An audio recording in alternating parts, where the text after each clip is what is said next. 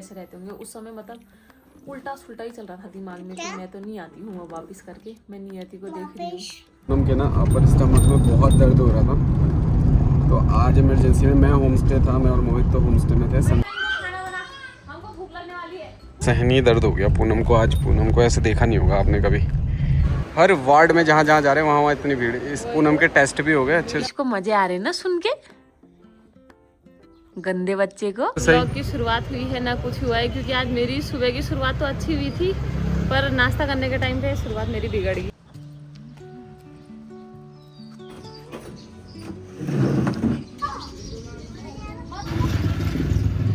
अब कौन करेगा? मैं। ऋतिक करेगा। नियति करेगी क्या? योगा दीपांजु वाला है। अच्छा।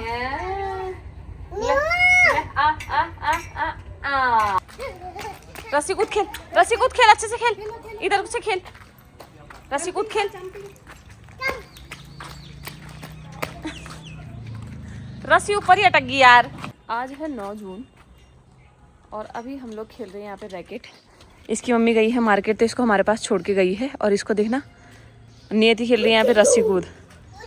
चलो चलो चलो चलो, मैं खेलूंगी दीदी के साथ रैकेट। अब मानसी देखेगी बच्चों को। वो देखना तेरा मम्मी तो अकेले अकेले खेलने लगी पेड़ के साथ।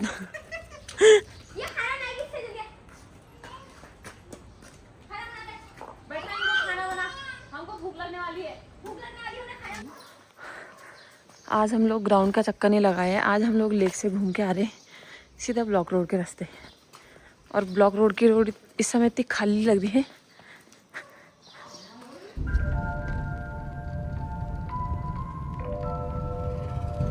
अभी हम लोग पहुंच गए हैं खैरोला के पास, मतलब सलड़ी पहुंचने वाले हैं। और सुबह सुबह पूनम के साथ दिक्कत होगी। पूनम के ना अपर स्टमक में बहुत दर्द हो रहा था, तो आज इमरजेंसी में मैं होम स्टे था, मैं और मोहित तो होम स्टे में थे। संदीप भी बर्डिंग कराने गया हुआ था, तो अचानक से पूनम को बहुत ज़ोर से दर्द होने लग गया, मतलब पेट में ना। यानी गैस का दर्द है या स्टोन का है कुछ पता नहीं है, गॉल ब्लैडर का है कुछ भी पता नहीं है। अभी अल्ट्रासाउंड कराने के लिए भी हल्द्वानी जा रहे हैं। कांडपाल जी के वहाँ गए थे, 2-3 इंजेक्शन लगाए उन्होंने, 2 पेन किलर और गैस के इंजेक्शन लगाए, तो लेकिन फिर भी नहीं रुका, बहुत दर्द हो रहा था अभी। लेकिन उसको बहुत आराम है, मतलब पहले से थोड़ा सोई हुई है। सूरज को बुलाया था, मोहित चल रहा है साथ में। अभी जा रहे हैं हल्द्वानी, फिर दिखाते हैं हल्द्वानी में। असहनीय दर्द हो गया पूनम को आज। पूनम को ऐसे देखा नहीं होगा आपने कभी, लेकिन बेचारी को आज बहुत ही ज़्यादा दर्द हो गया। अब सीधे चल रहे हैं हल्द्वानी। 3 दिन से परेशान है, मतलब बहुत ज़्यादा। हमने सोचा ऐसी गैस की वजह से हो रहा होगा, दवाई ववाई ली, लेकिन अब पता चल रहा है कि कुछ और प्रॉब्लम भी हो सकती है, तो दिखा लेते हैं टाइम से। हल्द्वानी जाने से पहले दम तोड़ दूंगी। अरे मेरे हो गया रानीखेत से बीमार। अब इसको थोड़ा सा सुकून मिला है जब हल्द्वानी पहुंचे हैं, क्योंकि इसको इंजेक्शन लगे हुए थे। क्या हुआ था वो? पता नहीं, पेट दर्द हुई थी। पेट दर्द नहीं हुई थी मेरे को, ऐसे पेट से ऊपर दर्द हुआ, पूरा दर्द जो है वो पूरा कमर तक, मतलब पीठ तक चला गया, और सांस लेने में दिक्कत, ना उठा गया ना बैठा गया। जबकि मैं अपने के लिए खाने की थाली ऐसे लेगी थी और छाछ लेगी थी कि आज चाय नहीं पीती हूँ, छाछ पीती हूँ। तेरे छाछ के चक्कर में अपना छाछ छोड़ के आया यार।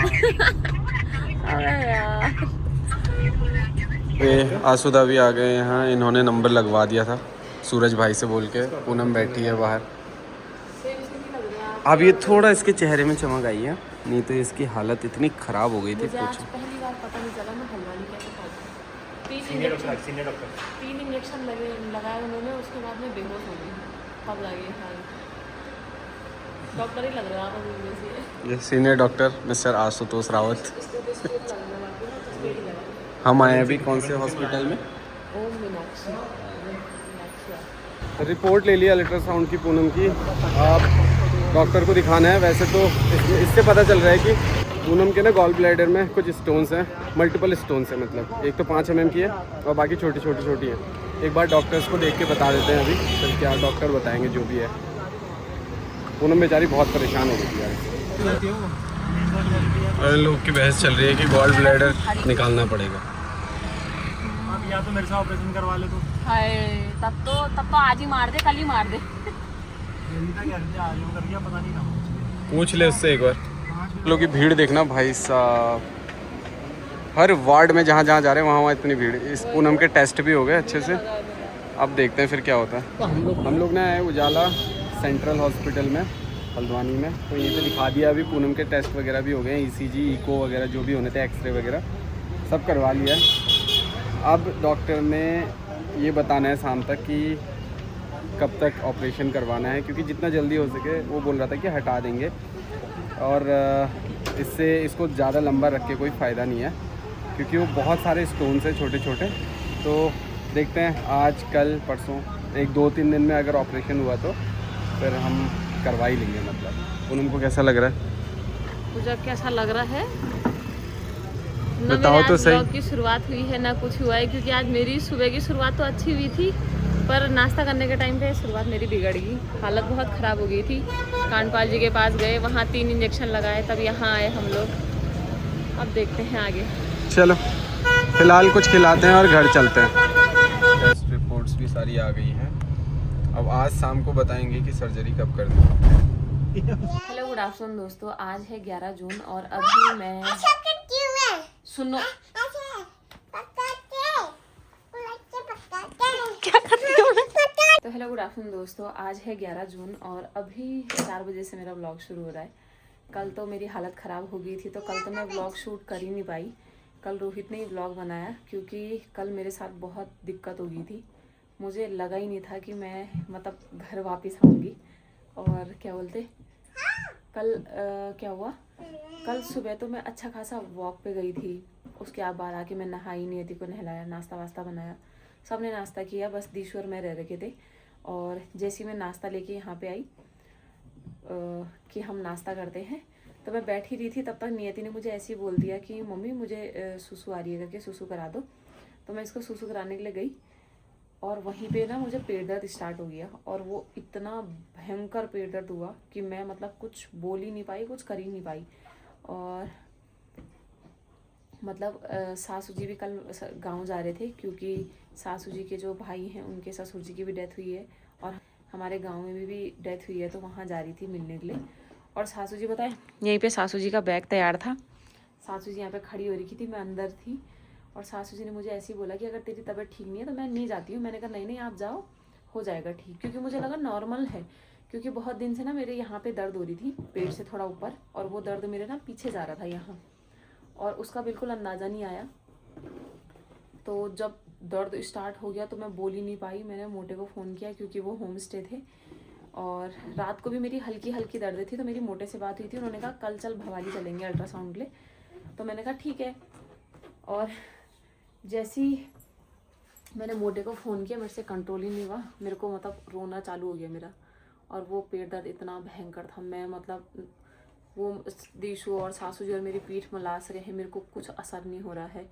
ऊपर से इतना दर्द हो गया, मतलब मैं रोने लगी। मैं इधर बैठ रही हूँ, उधर बैठ रही हूँ, लेटा नहीं जा रहा है, सांस ऊपर नीचे कुछ नहीं हो रही है।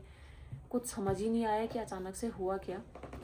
ससुर जी भी उस समय नाश्ता करने के लिए आ रहे थे, तो फटाफट इनको ये आ गए थे, मोहित और ये आ गए थे बाइक में। तब तक मैं भी यहाँ से बाहर चली गई थी, मैं थोड़ा उनको टाइम लगा आने में। तब तक मेरी हालत बहुत ख़राब हो गई थी। हम लोग यहाँ से कांडपाल जी के यहाँ पे गए। कांडपाल जी के यहाँ पे जाने के बाद मेरे को दर्द हो ही रहा था। उन्होंने फिर मुझे 1 इंजेक्शन लगाया, 2 इंजेक्शन लगाए, 3 इंजेक्शन लगाए, मुझे कोई असर नहीं हुआ। थोड़ी देर बाद थोड़ा सा असर हुआ, मुझे वॉमिटिंग हुई वहाँ पे, मतलब थोड़ा सा ऐसा लगा कि मैं ठीक हूँ, पर फिर जैसे ही मैं खड़ी हूँ मुझे चक्कर आ जाए। मुझे मतलब मेरे हाथ पैर रखने जैसे नहीं हो रहे थे कि मैं हाथ पैर रख पाऊँगी। मत कर। रोहित ने मुझे पकड़ा हुआ था, और रोहित ने बोला, मतलब सबने बोला कि जब तक इंजेक्शन का असर है तब तक हल्द्वानी पहुँचते हैं ना कैसे भी करके। मैंने कहा मैं जा ही नहीं रही हूँ, मुझे ऐसा लगा कि मैं यहीं पे प्राण त्याग दूँगी। मतलब मेरे को यहाँ से हल्द्वानी जाने की भी कुव्वत नहीं थी कि मैं हल्द्वानी जाऊँ। मैं बोल रही थी मुझे उठाओ मत यहाँ से। इसको देखो, ये मुझे व्लॉग नहीं बनाने दे रही है। मत करो नियति यार प्लीज। मम्मी को कल डॉक्टर ने सुई कैसे लगाई, कैसे लगाई सुई बताओ। और यहीं पे पता है मैं नीचे रो रही थी, नियति मेरे पास आई, मम्मी ठीक हो जाओगे, मम्मी क्यों रो रही है। और इसको देख के मुझे ना, और मतलब जब ये मुझे ऐसे कर रही थी ना और ये मेरे को गले मिलने आ रही थी, मुझे उतना मतलब अजीब सा हो रहा था कि कहीं मैं इसको छोड़ के ना चली जाऊँ। बहुत अजीब मतलब, और उस दर्द में पता है मैंने किसी को देखा भी नहीं, क्योंकि सबकी शक्लें सब धुंधली हो रही थी उस टाइम में।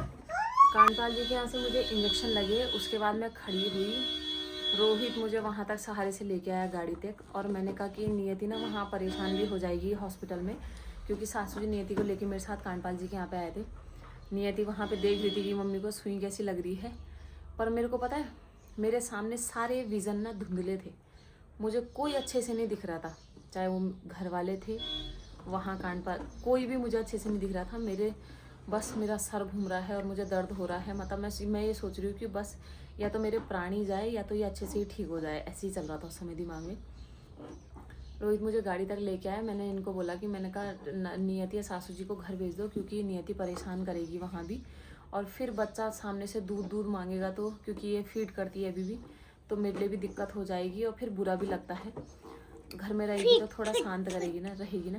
तो इन्होंने सासू जी को फ़ोन करके उनको बुला दिया था, वो गए और हम चले गए थे हॉस्पिटल को। मुझे पता है मैं यहाँ से लेटी, मुझे इंजेक्शन का असर था, इन्होंने सूरज को फ़ोन किया, सूरज आया वहाँ से, सूरज ने गाड़ी चलाई, फिर ये पीछे बैठे, इन्होंने उससे तकिया वगैरह सब मंगा दिया था। मैं गाड़ी में ही तकिया ऐसे बस लेटी हूँ और मेरी आंखें सीधा हल्द्वानी जाके खुली है, जहाँ से इन्होंने ये व्लॉग बना रहे थे, जब उससे पहले इन्होंने व्लॉग बना दिया था, मेरी आंखें सीधा वहाँ खुली है, वहाँ जाके मुझे राहत मिली है। मतलब वो इंजेक्शन का असर तब तक हो गया था, वरना तब तक तो। और मैं जब जा रही थी ना, मैं गाड़ी में सिर्फ नियति को देखते हुए जा रही थी कि पता नहीं मैं इसको देख पाऊँगी कि नहीं देख पाऊँगी, क्योंकि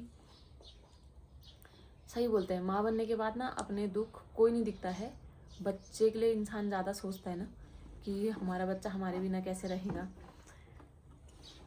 मैं सोचती हूँ जिनकी माएँ जिनकी डेथ हो जाती है उनके बच्चे कैसे रहते होंगे उस समय, मतलब उल्टा सुल्टा ही चल रहा था दिमाग में कि मैं तो नहीं आती हूँ अब वापस करके। मैं नियति को देख रही हूँ, अभी तो ये हंस रही है ना। और जब भी मैं शाम को वापस आई, हॉस्पिटल पहुँचे तो वहाँ पथरी निकल गई थी। उसके बाद शाम को भी सब, अभी भी पता है मेरा दवाइयों से ना वो सर्वर ऐसी वीकनेस है। इसको मजे आ रहे ना सुन के, गंदे बच्चे को।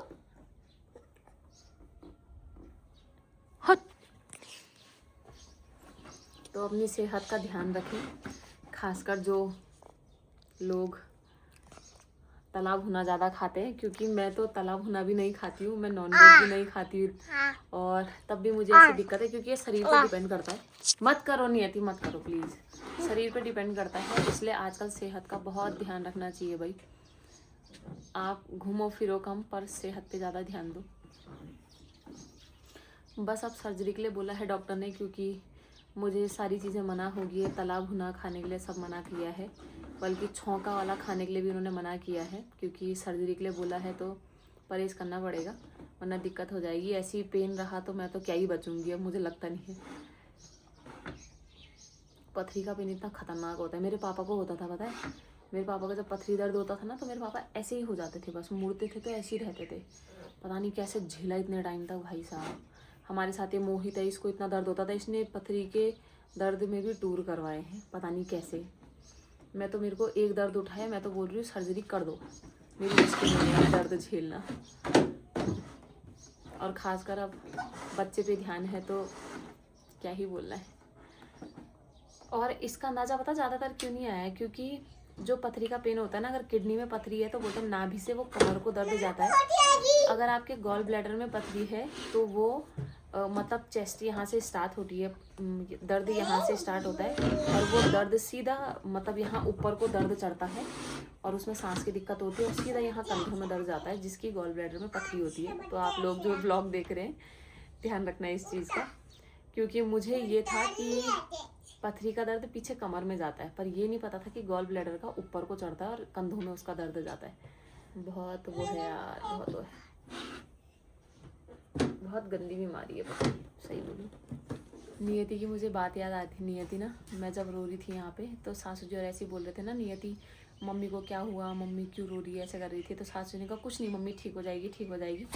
तो नियति भी मेरी पीठ में मालिश कर रही है, मम्मी ठीक हो जाएगी, ठीक हो जाएगी। और जैसे मैं रो रही हूँ तो मेरे को पारी करने के लिए आ रही है।